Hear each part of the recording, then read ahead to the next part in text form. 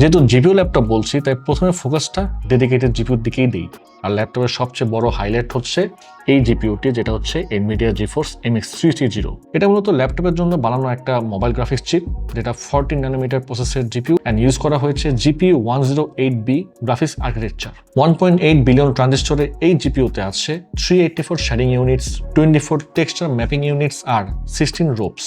আর এই জিপিইউতে মেমোরি হিসেবে রয়েছে 2GB GDDR5, যার বেস ক্লক স্পিড 1531 মেগাহার্টজ আর বুস্ট করা যেতে পারে 1594 মেগাহার্টজ পর্যন্ত।